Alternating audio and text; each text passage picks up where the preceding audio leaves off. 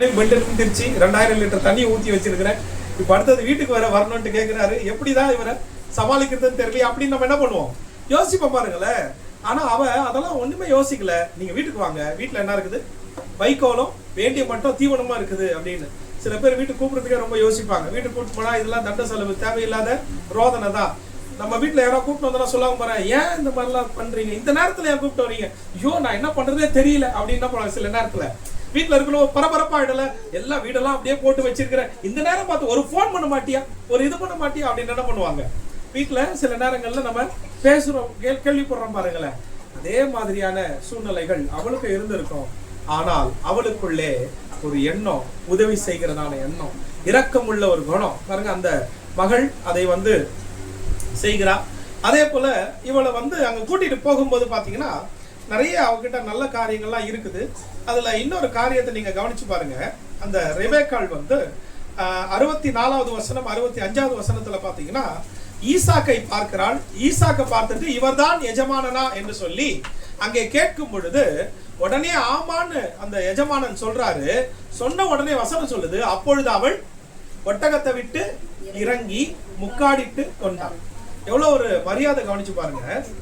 அவர் தான் கல்யாணம் பண்ண போறோம் தெரிஞ்ச உடனே அவரை பார்த்த உடனே என்ன பண்ணிட்டா, எங்க இருந்து இறங்கிட்டா, ஒட்டகத்துல இருந்து இறங்கிட்டான். அப்புறம் என்ன பண்ணலாம், முக்காடிட்டு கொண்டான். தன்னை தாழ்த்துகிறாள், தன்னை பணிவுடனே அங்க முன்னாடி நிறுத்துறா இல்லையா. ஒரு மணவாட்டி சபைக்கு தேவையான ஒரு முக்கியமான ஒரு குணாதிசயம், அதை கவனிச்சு பாருங்க. நமக்கு தேவையான மிக முக்கியமான ஒரு குணாதிசயம் அந்த பணிவு இருக்கணும் இல்லையா. அவரை தான் கல்யாணம் பண்ணிக்க போறோம் அப்படின்னு தெரிஞ்ச உடனே அந்த இடத்த விட்டு என்ன பண்ணிட்டான், மேல உட்கார்ந்துட்டு இருந்ததான ஒட்டகத்துல இருந்து என்ன பண்ணிட்டாலாம், இறங்கிட்டான். ஒட்டகம் எவ்வளவு ஹைட்டா இருந்திருக்கும்னு யோசிச்சு பாருங்களேன். கடகடன் டக்குன்னு அவ இறங்குற அந்த சுறுசுறுப்பு நம்ம இன்னைக்கு இருக்கக்கூடிய காலகட்டத்துல இவரை தான் கல்யாணம் பண்ணிக்க போறோம் தெரிஞ்ச உடனே ஹாய். இப்பெல்லாம் எப்படி, அவங்கள கல்யாணம் பண்ண போறோம்ன உடனே ஹாய். இப்பெல்லாம் கொஞ்சம் கண்ணிலே பேசிப்பாங்க அப்படியே நின்றுட்டு இல்ல. அப்ப இன்னைக்கு காலகட்டங்கள் என்ன ஆயிடுச்சு, மாறி போய் நிற்கக்கூடியதான நிலைமையில அப்படி போயிட்டு இருக்குது. ஆனா அன்னைக்கு ரெபேக்காள் கிட்ட காணப்பட்ட மிக முக்கியமான ஒரு குணாதிசயம் எப்படி, அவர் பார்த்த உடனே என்ன பண்ணிட்டான், இறங்கி முக்காடிட்டு கொண்டாலும் அந்த தாழ்மையான குணம். இப்பெல்லாம் கணவன் வந்தாருன்னா கால் மேல காலை போட்டுட்டு அங்க வச்சிருக்கிற பார் டீ, அங்க வச்சிருக்கிற பார் காஃபி, போய் சூடு பண்ணிக்க அப்படின்னு என்ன பண்றாங்க. இப்போ சொல்லக்கூடியதான நிலைமைகள் இருக்குது.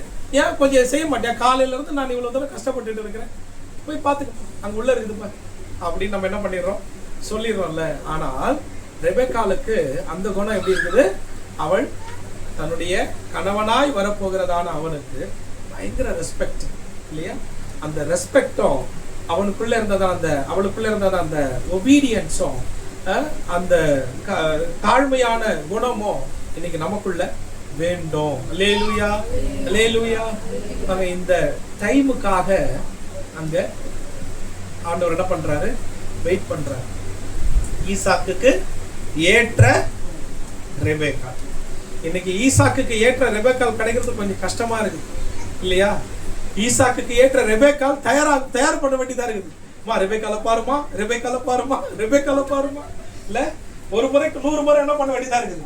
ரெபேக்காளை பத்தி உனக்கு தெரியுமா, அதெல்லாம் தெரியும், நீ என்ன ஈசாக்கா, பெரிய ஈசாக்கா இல்ல. அடுத்த கேள்வி நமக்கு இல்லையா.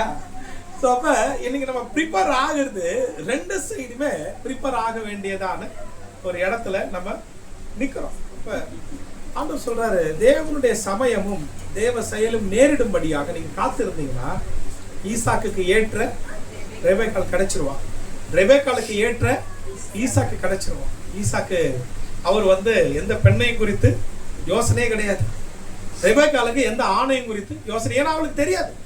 அதனால ஒட்டகத்துல வரும்போது இவர் தான் என்னுடைய எஜமானனான்னு கேட்டு தெரிஞ்சுக்கிறான். அவளுக்கு அந்த தாட்டே கிடையாது இல்லையா. அவள் மகா ரூபவதி தான், அவள் ரொம்ப அழகுதான். இன்னைக்கெல்லாம் நாம அழகா இல்லைன்னா கூட அழகுபடுத்தி என்ன பண்றோம், இன்ஸ்டாகிராம்ல போட்டோ பார்த்தோன்னா அவ்வளோ சூப்பரா இருக்குது.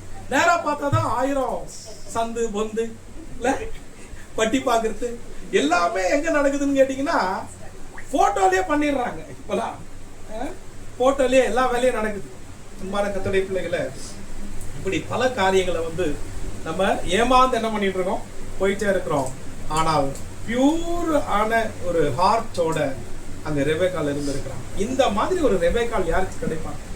இந்த மாதிரி ஒரு நல்ல ஈசாக்கு யாருக்கு கிடைப்பாங்க?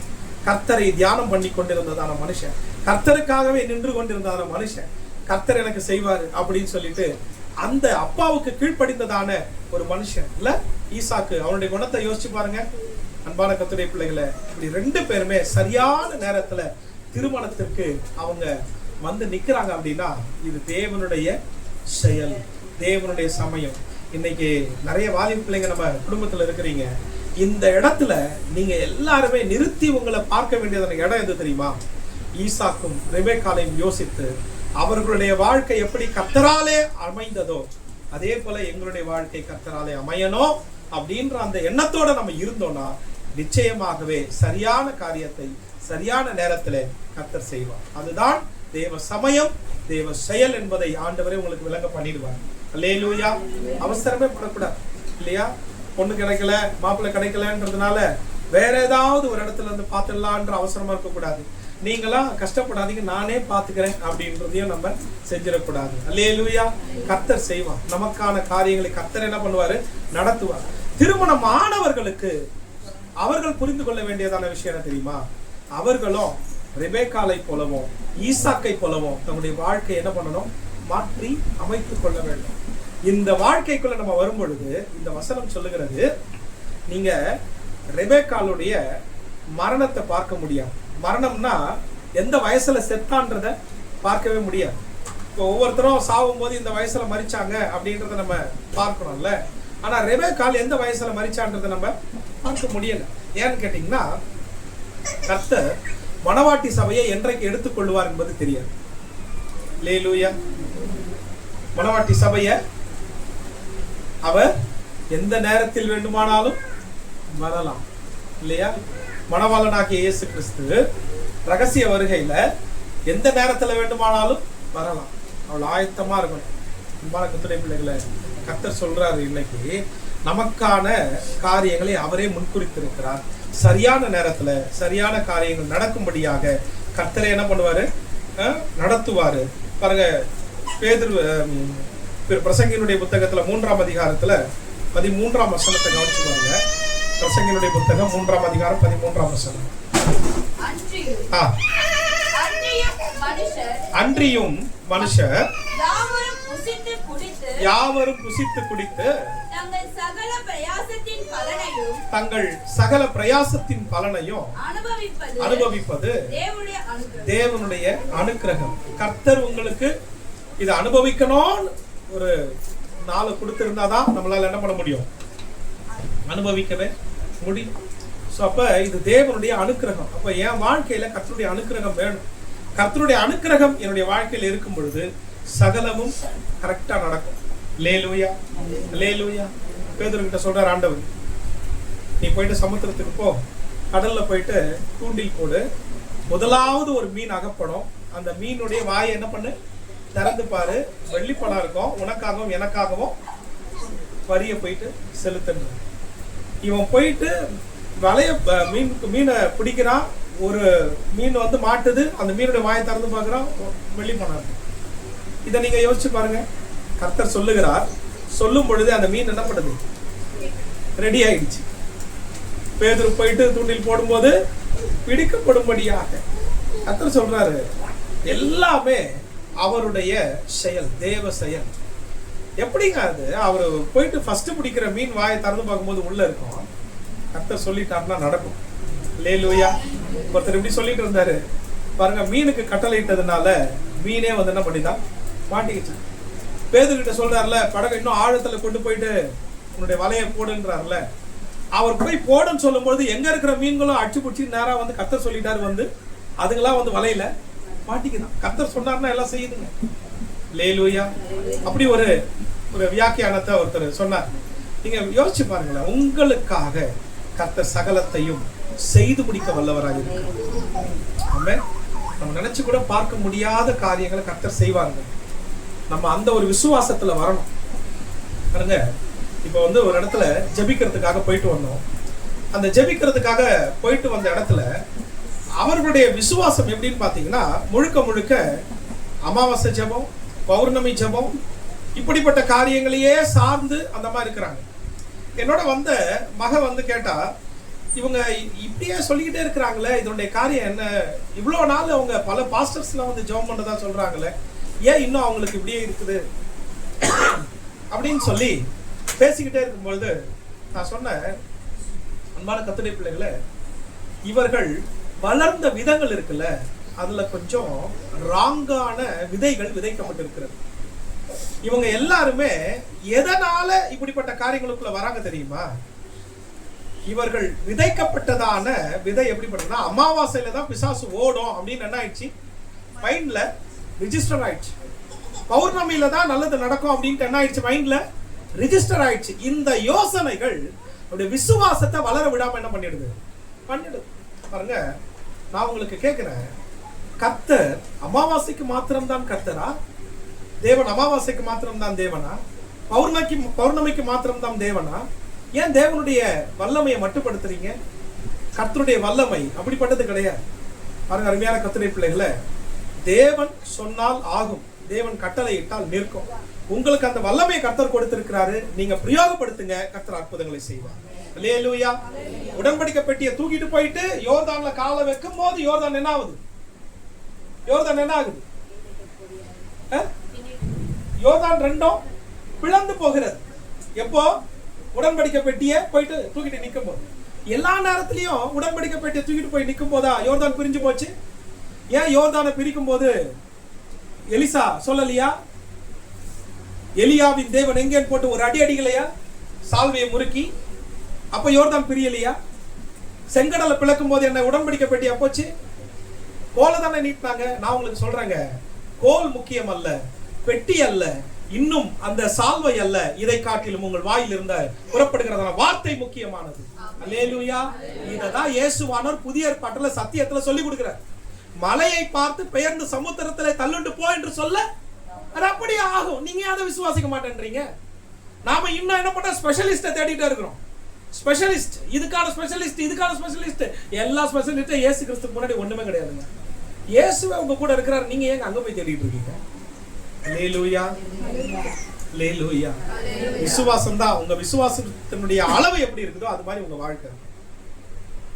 ஆமென். இந்த விசுவாசத்தோட சில காரியங்களுக்கு ஜெபம் பண்ணி பாருங்க. விசுவாசத்தோட சொல்லி பாருங்களேன். இத்தனை நாட்கள் 1000 பாஸ்டர்ஸ் வந்து ஜெபம் பண்றாங்க, என் வாழ்க்கையில நிம்மதி இல்லைன்ற வார்த்தையை, அந்த ஒரே ஒரு விசுவாசம் உங்களுடைய வாழ்க்கைய ஒரே நாள்ல மாத்திடுங்க. ஆமென். அல்லேலூயா. விசுவாசம் தான் முக்கியமான. எபிரேயர்ல சொல்றாரு பாருங்க, பாவத்தையும் உதறி தள்ளிட்டு, பாவத்தையும் பாரத்தையும் உதறி தள்ளிட்டு விசுவாசத்தை துவக்குகிறவரும் முடிக்கிறவருமாகிய இயேசுவானவரை நோக்கி உங்களுக்கு நியமிக்கப்பட்டிருக்கிற ஓட்டத்துல பொறுமையோடு கூட ஓட கடவோம். அல்லேலூயா. இந்த விசுவாச ஓட்டம் உங்க வாழ்க்கையை மாற்றும். ஆமென். இந்த இடத்துக்குள்ள வந்துருங்க. அவங்க சொல்றாங்க, இவங்க சொல்றாங்க, இந்த இதுக்குள்ளே போகாதீங்க.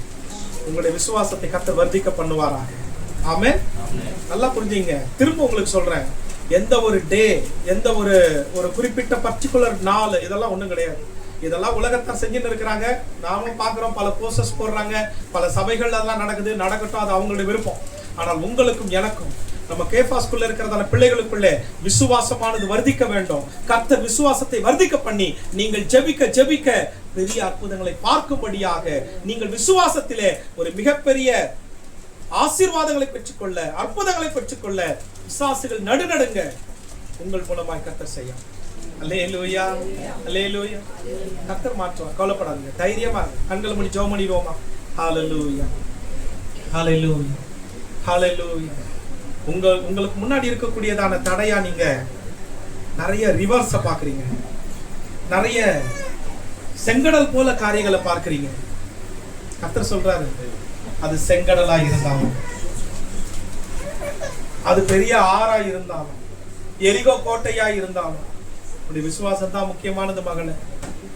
ஆண்டவர் எரிகோ கோட்டையை தகர்க்கிறதுக்கு 7 நாள் தேவையே இல்லை. ஆனா 7 நாள் ஏன் சுத்தி வர சொல்றாரு?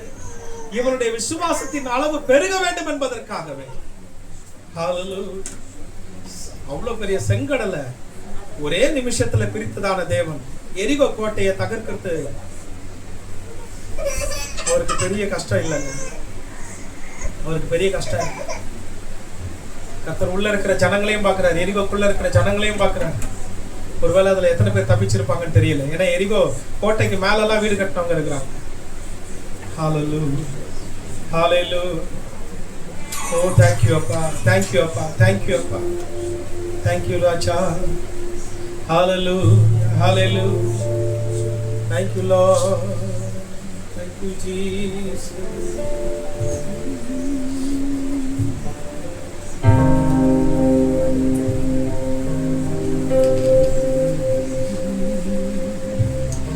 செங்கடல் உனக்காய் வழி திறக்கும்,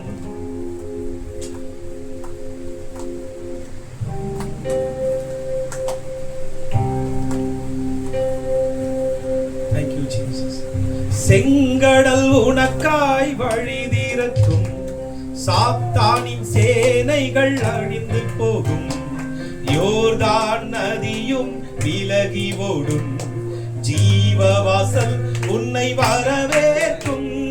செங்கடல் உனக்காய் வழி திறக்கும், சாத்தானின் சேனைகள் அழிந்து போகும், யோர்தான் நதியும் விலகி ஓடும், ஜீவவாசல் உன்னை வரவேற்கும். என் சமூகம் உன் சென்றிடும், இளைப்பாறு நான் தந்திடுவே. என் சமூகம் உன் சென்றிடும், இளைப்பாறு நான் தந்திடுவே.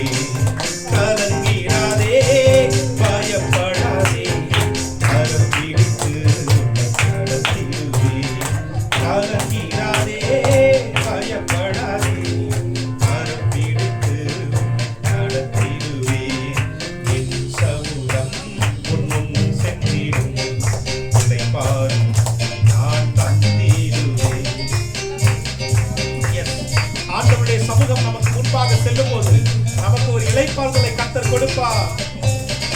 மாறாவும் உனக்காய் மதுரமாகும், எரிகோ கோட்டையும் இடிந்து விழும், சூரியன் சந்திரன் அரித்து நிற்கும், ஜீவ ஒளி உன்னை நடத்தி செல்லும். மாறாவும் உனக்காய் மதுரமாகும், எரிகோ கோட்டையும் இடிந்து விழும், சூரியன் சந்திரன் அரித்து நிற்கும், ஜீவ ஒளி உன்னை நடத்தி செல்லும். என் சமூகம் உன் சென்றிடும், இளைப்பாறு நான் தந்திடுவே. என் சமூகம் உன் சென்றிடும், இளைப்பாறு நான் தந்திடுவே. கலங்கிடாதே, பயப்படாதே, கரம் பிடித்து உன்னை நடத்திடுவே. கலங்கிடாதே, பயப்படாதே, கரம் பிடித்து உன்னை நடத்திடுவே. என் சமூகம் உன் சென்றிடும், இளைப்பாறு நான் தந்திடுவே. தேவனுடைய சமூகம் உங்களுக்கு முன்பாக செல்லும்.